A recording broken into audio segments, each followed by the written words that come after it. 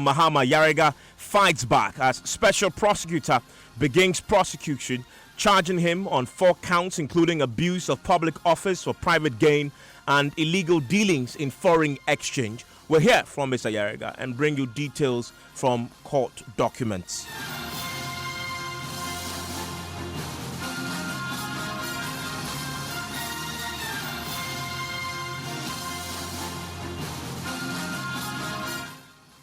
This is Top Story with Evans Mensah. And Top Story is always brought to you by Bond Savings and Loans. Your success, our passion, also brought to you by Gasem Cement, the nation builder. Vodafone, the future is exciting, ready. And Nationwide Health Insurance, your healthcare family. Later, another story we are following for you tonight. Government is declaring its readiness to commit all resources required to ensure Ghana is never hit by terrorists. We'll have details as Immigration Service steps up patrols at all entry points. Stay with us for that. But now the Member of Parliament for Boku Central and former Information Minister Mahama Yarega is facing 4 counts of fraudulent evasion of duties, use of public office for abuse of public office for private gain, and illegal dealings in foreign exchange. Now, Mr. Yarega has been under investigations for some time by the special prosecutor, Martin Amidou. Ms. Amidou has now finally begun the prosecution and has filed a case at the High Court against Mr. Yarega, who was also once Environment Minister in the John Mahama administration. We have secured the court documents filed by the special prosecutor with details of the charges. We'll go through that for you shortly and what the charges specifically are. But I'm delighted to say that I've just been joined on the line by Mr. Yarega himself. Mr. Yarega, thank you for your time here on Top Story. Yeah, thank you, Evans. How are you? I'm doing fine, sir. Just before I come to you, I just want to quickly read through what the court documents say as far as the case that the Martin Amidou has filed against you is concerned. Joseph, what are the charges? So the first count says fraudulent evasion of customs duties and taxes contrary to Section 1212F of the Customs Act. Count 2 says using public office or private benefit contrary to Section 179CA of the Criminal Offences Act 1960 Act 29. And count 3 says fraudulent evasion of customs duties and taxes contrary to Section 1212F of the Customs Act 2015 Act 891. Count 4 says dealing in foreign exchange without license contrary to Sections 31 and 29(1) A of the Foreign Exchange Act 2006, that is Act 723. And count 5 says transfer of foreign exchange from Ghana to an unauthorized dealer contrary to sections 15.3 and 29(1) of the Foreign Exchange Act 2006, Act 723. For the first time, we're also getting details of what the actual facts are of this case that Martin Amidou is putting before the court. What are they? So we are told that Parliament at its 5th sitting on the 7th day of April 2017 approved a loan agreement for the purchase of members' official vehicles between the House and Societe Generale Ghana. Out of this loan, each member of Parliament, we understand, was entitled to $80,000 loan payable within a period of 4 years for the purchase of official vehicle. Members of Parliament, however, could only access the loan facility through a supplier, and no member of Parliament was entitled to personally collect the loan due them for the stated purpose for which the loan was secured. Okay, so $80,000 you can take a loan from Societe Generale. However, you cannot access it directly. You need to have a supplier of the vehicle who the money will be released directly to the supplier, and then you get the vehicle. Yes. It goes on to say that Mr. Yarega, however, connived with one Sheriff Ahmed Tijani Abdullahi, who had registered a company called ASH Plant Pool Limited with the sole aim of representing the company as the former supplier. Mr. Yarega then requested his share of the loan to be released to ASH Plant Pool Limited as a supplier, and the same was released to the company by Societe Generale based on the approval of the Deputy Clerk of Parliament. When the money was transferred into the company's account, $78,000 was transferred to Mr. Yarega's personal account with Standard Chartered Bank Opebia House, while Sheriff Ahmed Tijani Abdullahi kept the remaining $2,000 as his commission, contrary to the loan agreement. It says Mr. Yarega then used the money to import 3 second-hand Toyota V8 Land Cruisers from Dubai. He then applied for tax exemption to clear the 3 vehicles from the port, and he was granted same on condition that he pays duties and taxes of $36,000 591 Ghana cedis 50 pesos upfront before the vehicles are cleared from the port, since the duties and tax on the vehicles exceeded his allowable tax exemption. We are told that instead of paying the amount stated as tax, however, an amount of 6,062 Ghana cedis 86 pesos was rather paid by Mr. Ayariga to clear the vehicles from the port. That is almost 30,000 cedis short of what he was supposed to pay allegedly. Yes, and when the vehicles were cleared from the port, Mr. Ayariga is said to, instead of using the vehicles for his official duties, for which reason the tax exemption was granted to him, he sold them out to the second accused person, that is Kendrick Akwesi Mafu, at a cost of $40,000 each, which Mr. Mafu paid part payment as an amount of $9,000 and promised to pay the outstanding balance in August 2018.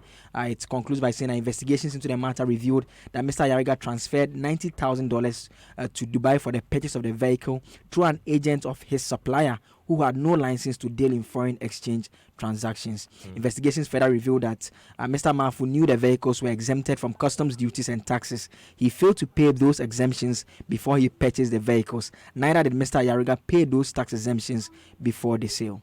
Thank you, Joseph. Mr. Ayariga, are these true? Thank you very much. First and foremost, the taxes on all the vehicles have been paid. There's no tax owing on any of the vehicles. How much exactly? It was assessed at about 200,000 Ghana cedis. And so you can check with GRA. I have the receipts. I'm in Abuja now, so when you call me, I don't have the documents with me. But there's no 1 Ghana cedis tax owing on any of the vehicles. And when were they paid? When he spoke about the 6,000 payment, when the vehicles came, Parliament wrote to Finance for exemption. Finance wrote to GRA granting the exemption, and then assessed the exemption at 36,000. Then we gave the money to an agent to go and clear it. When the agent got to the port, they told him, and that was when they were doing the conversion to the paperless system. They told him that the assessment by Finance was wrong and that it was 6,000. So he paid 6,000 and brought the balance back. So when Mr. Martin Amidu started his investigation, invited me. I said, well, I never went to the port. So invite the agent and ask him how he went there and then paid 6,000 instead of 36,000. And they gave the explanations. So I'm surprised that he still will charge me with an offense when I was not the one who went to the port, when it is the port authorities who say they converted to paperless system and then there was a mistake and then they asked for it to be corrected. I wrote to SEPS asking them to assess the duties. They assessed the duties on all the 3 vehicles. I paid them and they issued the receipt. Okay. So I'm surprised that this is still a charge that he is leveling against me. If you can clarify, just clarity on this very one. You say you paid duties on all amounting to somewhere around 200,000, correct? Yes. Okay, but how do you reconcile that figure with the 36,000 that you say the finance, I guess, evaluated and pulled the price at? I just wanted to reconcile that. Yes, that's because I took a decision to sell the vehicles. And you see, when you have an exempted vehicle and you want to sell it, ordinarily, you will find a buyer. The buyer will pay. Then you will go and then pay the duty. And then after that, you will then transfer the vehicle to the what do you call it? The purchaser of the vehicle. So when, the issue came up, I simply wrote to SEPS and said, look, yes, I want to sell it. I've asked Marfo to buy it. Marfo has offered to buy it. He's paid a deposit. But if there is an issue, just assess the entire duty of the vehicles for me so that I will pay and then I can sell it off to Marfo. And then SEPS then assess the duty and we paid. That's what has happened. And when was this? Simple transaction. When was this? When was the payment made? The taxes. The assessment by customs. The customs, yes. Yes, that was after Martin had commenced his investigation and raised the issue. Okay, so the payments were made after Martin had raised the issues. I mean, the special prosecutor. Yes, that is in respect of the sale. But the 36,000 that he raised, that one was an assessment done by Finance Ministry, and it was communicated to GRA. When the clearing agent went to the port to clear the vehicles, they told him that the assessment by Finance Ministry was wrong and that the amount was 6,000, and he paid 6,000 and brought the balance back to me. And so I have asked the investigators that they should go and deal with the SEPS people and find out why they communicated to the agent that it was 6,000 and not 36,000. That is an administrative matter. It has nothing to do with me. I wonder if in communicating that administrative decision, whether there is, and I know when you deal with the ports, everything seems to be documented. They would have given him a certain receipt to cover that. Yes. Exactly. The 6,000 that he paid, they gave a receipt and he brought it. I see. So I have asked the investigators, go to the port, check the system. And the truth of the matter is that the investigators did go to the port. They checked the system. They saw everything. They saw that it was a mistake of the authorities there, but they still feel that they must charge Mahama Ayariga. So, well, we'll go to court. If we go to court, I'm sure the court will subpoena the port authorities and the customs, and they will come and prove how I came there and evaded customs duty. Because I never went to the port. Okay. You know, you can't clear a vehicle yourself. You have to use an agent. That's perfectly true. Now, and why is he not charging me with the agent? If indeed there was an offense committed and the agent was the one who went and paid, why is the agent not an accused person in this matter? On the second point of the additional duties you paid, which was assessed by customs when you decided to now sell it to a private buyer, you say you paid that after Martin, special prosecutor, had raised the issue. Doesn't that raise questions about the sincerity of the decision to pay off, in that if Martin Amidu had not raised it, well, Mahama Ayariga had moved to pay? Oh, yes, definitely. Ask every car dealer in Accra. And ask the people who work in embassies and everybody who has used a duty-exempt vehicle before. They will tell you that when you want to sell a duty-exempt vehicle, ordinarily, yes, you go and pay the duty and then you sell. But most people will wait for a buyer to come. When the buyer advances the money, then they will take the money and go and pay the duty and then now effect a transfer to the buyer. That's a common practice. That's everybody. So we explained that this is what we're doing. The man made a part payment of just $6,000. $6,000 couldn't have paid the entire duty for me to now effect the transfer to the buyer. But when they raised the issue, I said, well, if that's your problem, fine. I wrote to Customs. Customs assessed the duty, and the entire duty was paid. And Customs took their money. Long before he even came to a conclusion that he was going to court. Count 2, abuse of your office as public officer for your private benefit, because the explanation is that you knew that under the agreement that Parliament approved, first of all, you couldn't access the money directly, but you did access it, he says, through foul means, and then use your office to secure these vehicles at the concessionary rate and then only to sell it off. Your reaction to that? There's no law that says you cannot access it. It's just an undertaking that individually we give to Parliament, an employer, that will nominate an agent to buy the vehicles for us. That's just an undertaking. It's not in any law. So you give an undertaking that you will nominate somebody to buy the vehicle for you. But, I decided that I was going to buy the vehicle myself. And so I asked the nominee to give the money to me to go and buy the vehicle. And I did buy the vehicles. So, well, let's go to court. If we get to court, we'll all fight our cases there. And you did illegal transfer and dealings in foreign exchange when you did not have the license to do so. This was an illegal transaction, transferring money to an agent in Dubai. I never transferred a single dollar to anybody in Dubai. In fact, I haven't been to Dubai for close to 2 years now.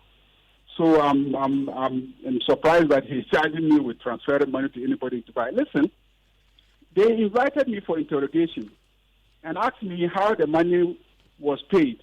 And I said that the supplier of the vehicle has his partner in Ghana. So he asked me to hand the money to his partner. And so his partner came to me, and then I got confirmation from his principal that that was the partner. Then I handed the money to the partner. What the partner did with the money, I don't know. It's his business partner. He could have invested the money in Ghana. He could have done something else with the money in Ghana. I am not aware. So how can you charge me with aiding somebody to transfer money to Dubai under those facts? Somebody else's partner in Ghana says, "Oh, hand the money to my partner." The partner comes to me. I confirm to that person that I confirm from the person that that is the partner. I hand over the money to the partner. How do I know where the partner sends the money and what they do with their money as a business? How do I know? How do you charge me with aiding somebody to transfer money? How you have to even prove that he transferred the money. And but in this particular charge, the second one, which talks about on this issue with the foreign currency, which talks about the transfer of foreign exchange from Ghana through an authorized dealer, he also explains that Mahama Yerga, Member of Parliament at Accra in the Greater Accra region, did transfer foreign exchange. In this part, he talks about you yourself doing a That's particular transfer. That they've got it completely wrong. They cannot prove any transfer because I never transferred money to anybody. But if they go to the statements that I gave to the investigators at Yoko, who investigated the case for Mr. Martin Amidu, the statement I gave was that the agent came to me and took the money. That was it. I never transferred money to anybody. I never even told them that I dealt with them in dollars. I only told them the value of the vehicle was $40,000.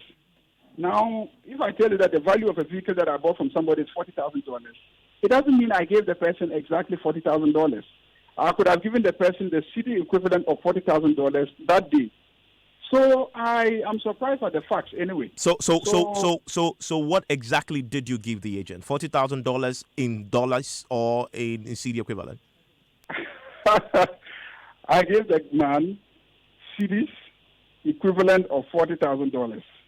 But I thought the cars were three, and you were buying three vehicles. No, I mean I'm just giving an example of when you price something in dollars, it doesn't mean that you pay the person in dollars. Okay, but in this in this particular case against you, Matamidi puts the figure at $90,000. I'm just giving an example of pricing. Each of the vehicles cost $30,000. Each of them cost $30,000. Yes.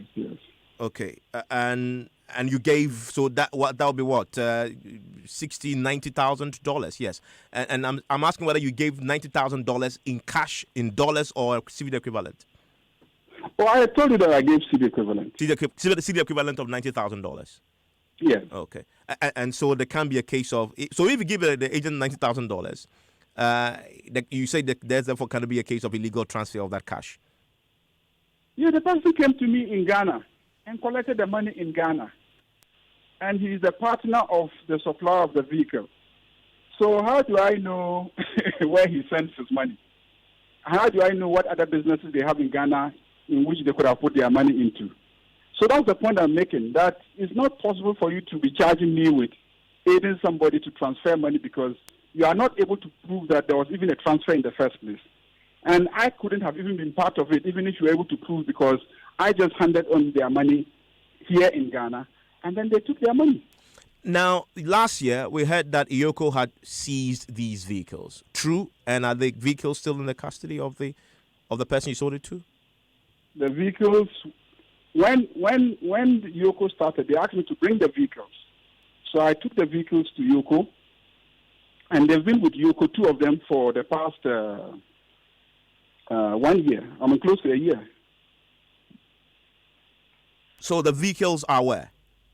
They are with Yoko. They are parked in the yard of Yoko. All three? Under the instructions of the Office of Special Prosecutor. So all three Toyota V8 Land Cruisers? One was involved in an accident. So two of them are with Yoko. But then they took my other vehicles.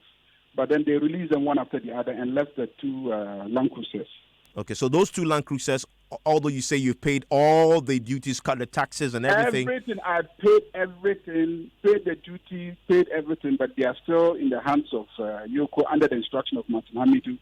But I've just kept quiet. I mean, he's my father, so there are some things he does. I don't go public on them. But because I've seen that you have published Yes. Court documents. I don't know who has leaked court documents to you. I don't know where you got them from. So once you have published them, I owe a duty to respond. Otherwise, anything involving my family, my policy has been to just keep quiet because that's my father. But you're not challenging because these ambulances have been seized. If you believe your rights have been violated and you're a lawyer, you can go to court to have them released. I know, but it's been done by my father, so I've also decided that for fatherly reasons, I won't mind him. You mind him. There's also another case of ambulances in which your name has been mentioned. And this is, and you can see many stories about this. Matamidu is investigating that as well. You brought in ambulances to support health facilities in your constituency, I believe, and there are suspicions that there's foul play there too. Precisely. I mean, that is exactly what has happened. I was not the one who imported the ambulance. The ambulance was imported, and then in the name of the Boku Municipal Assembly, and the Assembly wrote a letter to the Minister of Finance asking for duty exemption for the ambulance. The Finance Minister wrote granting the duty exemption. So the duty exemption was used to clear the ambulance from the port and brought to Boku. When it got to Boku, I wrote a letter to the Assembly asking the Assembly to use my common fund to purchase an ambulance. And then they initiated the procurement process. They purchased an ambulance, which happened to be that same ambulance which was imported with a duty exemption. And then Martin Amidu ordered the arrest of the ambulance. And initially, they said that, there was tax evasion and etc. And I was invited to Mr. Martin Amidu's office. I went there. I thought, how could anybody have evaded taxes? Because this is ambulance purchase for an assembly. And the duty exemption was granted by the Minister of Finance. And ultimately, the ambulance ended with the assembly as the property of the assembly.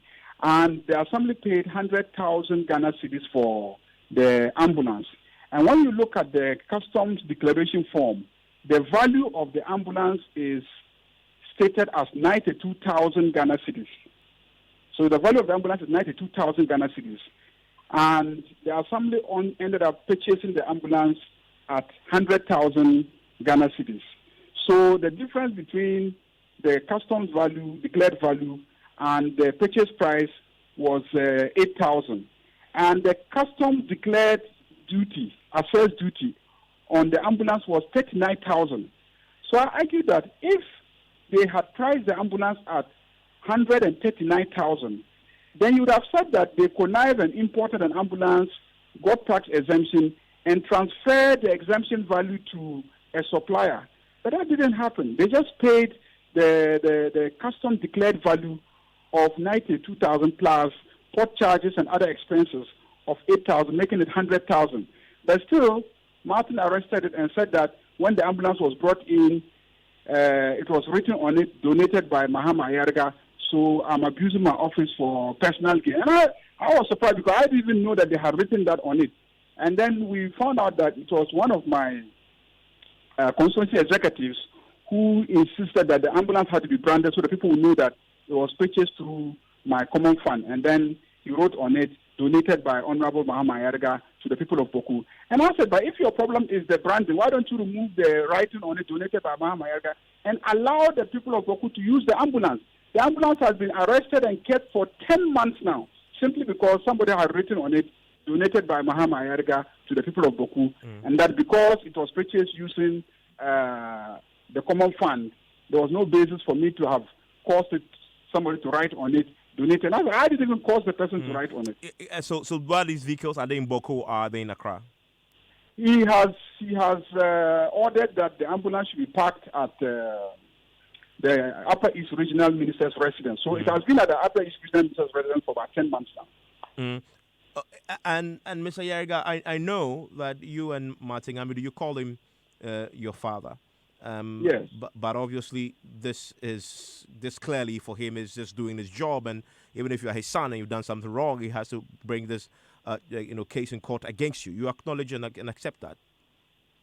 Well, it depends. It depends on the real motive, because your father may have issues against either you. What do you suspect? What do you suspect? You suspect there's a motive other than other than what has been given to him by the powers given to him, the functions and the duties under the law? I say that, look, if the facts about the pictures of the ambulance are what it is, and it is just doing one's job, I'll be surprised, because, you know, Boku needs an ambulance. The Minister of Finance granted tax exemption. The customs declared the value of the ambulance at 92,000 Ghana cedis, and Assembly paid 100,000 Ghana cedis. Port charges and other expenses accounted for. Masa, what is there? What is there in this matter that somebody should be arresting the ambulance and keeping it for 10 months while people are dying because there are no ambulance? Government hasn't sent ambulance yet. That case, of course, we haven't heard the latest of this. In fact, it hasn't been to court yet. But the one that has been filed, you're ready to deal with this in court, and you already have the facts to defend?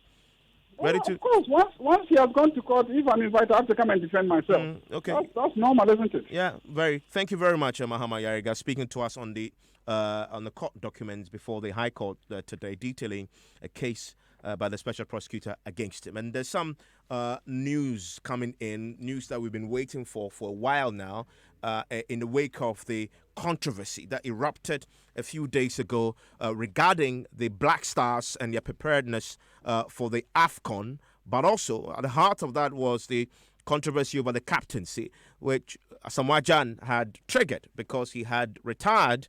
But today we know he has rescinded that decision. But there is a development on all that I want to bring you. My colleague Gary Al Smith has a breaking news story on this. Gary. Yes, so Black Stars squad for the AFCON is out. The provisional squad is out. 29 players have been named by Kwesi Appiah. It's official. And consists of 3 goalkeepers, 10 defenders, 11 midfielders, and 5 strikers. And Asamoah Gyan is in there. Okay, that is a headliner. Yeah, Asamoah Gyan has been called. Yeah. By the way, this is a provisional list. It's a provisional list. list. 29 must be cut to 23. Okay, so by the 14th of June. So, 6 names? Yeah. 6 names will be knocked off. Okay, so we are not there yet. Yeah, but the thing is, I mean, you can't be part of the 23. You are not part of the 29. Okay. Yeah, which was what some people were thinking that. But let's anyway, go through the list. Who are the goalkeepers? So I must say that all the names here were those we named last week on the JAFCON podcast when we said, the names were going to be out. So if you listen to that podcast, no surprises coming for you. Richard Ofori, Lawrence Atizigi, and Felix Annan. Okay, for most of us, we have no clue who these are. Yeah, sure. Richard Ofori is... plays for Maritzburg United in South Africa. Lawrence Atizigi is a former national youth team player, plays for Sochaux in France. Felix Annan plays for Asante Kotoko in Ghana. Made his name recently in the CAF Confederations Cup. Defenders, John Boy, and that will stir the pot because generally people don't seem to like him. I don't know why. I think it's because of the kissing incident in Brazil. Oh, he was the guy kissing the cash. The money and was shown on camera. However, he's been one of our most consistent players actually this season. In Metz, in the French second division. Okay. He was named in the official team of the season. In that division? In that division, yes. I see. Okay. Yeah, so John Boy is there. Andy Yadom is a defender who plays for Reading in England. Abdul Baba Rahman plays for Reims in France. Is that a first division team, like a Premier Division? Yes. Right. Lumo Agbenyenu plays for Gotsepe in Turkey.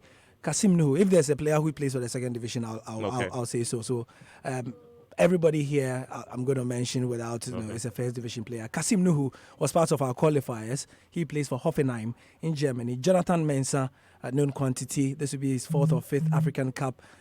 Plays for Columbus Crew in the USA. Joseph Edu, also part of the qualifiers in Genk, plays in Genk in Belgium. Nuhu Musa, that's a new one. This will be his debut. And interesting, he's never played for the Black Stars, but Kwesi Appiah has named him. Plays for St. Gallen in Switzerland. Joseph Atama Lawe plays for Başakşehir in Turkey. Mohamed Al-Hassan plays for Hearts of Oak in Ghana. Midfielders, Mubarak Wakaso plays for Deportivo Alaves. Thomas Partey for Atleti in Spain. Kwejo Asamoah for Inter. Ebenezer Ofori plays for New York FC in the States. Efri Akwa plays for Empoli in Italy. Andre Ayew, who will be the captain, is a Fenerbahce player. Christian Achu plays for Newcastle in England. Samuel Owusu, that's a new one as well you've never heard before. Yes, you've never heard before. striker? Yes, he's a midfielder. He's a midfielder. He's a midfielder. Who is he? He plays similarly. He's almost like a carbon copy of Christian Achu. Okay. So think of the way he plays for Čučariki in Serbia as well. And this list, gives you the idea that Christian Appiah is living up to his name as a youth scout as well. Thomas Ajipon plays for Hibenen in Scotland. Yao Yeboah played for the national youth teams and he's a Man City player actually, but he's been loaned out to Numancia in Spain. Abdul Fatau is a player for Asante Kotoko. He's currently the top scorer in the ongoing national normalization committee tournament, and he's a free kick expert as well. Asamoah Gyan is among the strikers, plays for Is the first name on the list of strikers? Does it mean anything? I don't know. Jordan Ayew plays for Crystal Palace in England. Abdul Majid Waris plays for Nantes in France. Kelebe Kuban plays for Trabzonspor in Turkey. And there's another name you should look out for, a new boy, Kwabna Owusu. I heard yesterday that amongst this list, Asamoah Gyan is the highest goal scorer this season. No. It's not? No. Who is? I have to. In terms of contribution Asamoah of Gyan goals, has only scored, 4 6? goals? No, 4 goals in all competitions and 2 in the league. so who is the most prolific striker on, in their local leagues this season that have me been wait. called? We have Jordan Ayew, obviously we know. Yeah, and he have been scored watching only 1 Premier in the League league One. and Abdul 2 in all Majid Waris, Nantes in France. Yeah, so that would be Caleb, is that a local guy there? Is it? the guy who scored the goal in the last. I'm just so we don't have the strikers. the strikers. No, there's no local player. So the Okay. 2 locally based players are. I guess the Abdul question I'm Fatau. asking is these strikers. What is your goal? No, we don't have that. That is Okay. Before we go into the detail, Yeah, that's okay. why Interesting. people wanted Asamoah Gyan back because They know him. we are reduced to bare bones. Okay, that's interesting. In the So terms those of are the strikers. Yes. So Abdul Fatau of Asante Kotoko and Mohamed Al-Hassan of Heart of Oak and Felix Annan of Kotoko are the 3 locally based players. Now, for the scouts have also been named in the list. By the way, what is this scouts? What do you mean? They will be looking at our opponents before we play them Okay. to sort of gain intelligence about them. This is the backroom stuff. Yeah, but this is not totally the backroom stuff. Okay. These are just the so Coach David Duncan is a known name, former Ash Gold, former under-17 coach. Coach Didi Masu Dramani, also a scout, former Kotoko boss, who won the Ghana Premier League, also under-17 national team coach as well in terms of the women, took the women to Azerbaijan, the World Cup. He's also known as a great technical brain. That's what he's known for. Selas Tete, obviously, under-20 World Cup winner, coach of many teams in Ghana. Patrick Ofori, team psychologist. He's previously been the team psychologist of the Black Stars as well. Samuel Kwame Akuma is the masseur. Jermaine Lopia is a video analyst and under-18 performance analyst for Manchester City Football Club, and he's part of our team. Simon Copley is a physical trainer. He carries a UEFA license A and B badge. He's joined Arsenal in 2015 and part of their staff. This after working with West Ham United and current coach of Arsenal's under-14 as Okay. well. So that's the squad. More in We're going to be subsequent analyzing it for you here bulletins, on yes. this night. So, it just came in, and the question I was asking about our strikers. I mean, the football is all about strikers. If we don't score, you But historically, your country have not had a lot of goals in their strikers. It's a But midfield if that- it's bare bones, I want to know which of the bare bone guys It's are. a meaty bare bones. Exactly, it's a meaty bare All right. bone. I'm sure you're going to do We'll this. talk about the Yeah. analysis, but that's the latest story coming out of the Black Stars. We now have the list, the provisional list of players playing in the AFCON that will be cut down by to 23. Asamoah Gyan is in there. It is a headliner. Stay with us because we'll be getting more of that for you here on News 9.